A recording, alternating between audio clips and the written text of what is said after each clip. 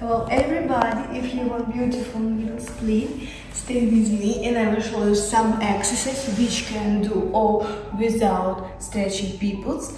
So let's work with me. First, what we're starting to do, we take our hands, take our legs and we're starting to do plies. So take 1, up, 2, up, 3, up. After that, we'll move on our right leg, push our body up and slowly sit on our left leg.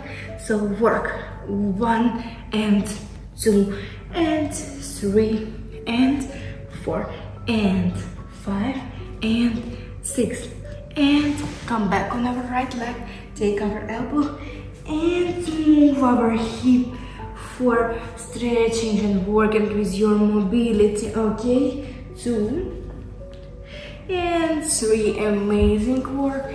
Let's slowly change and take your left hand on your left leg and move your right hip slowly, but that you feel that and feel that your hip move and warm up and good stretch. Okay, then we'll get sit and I will show you first element which I will do.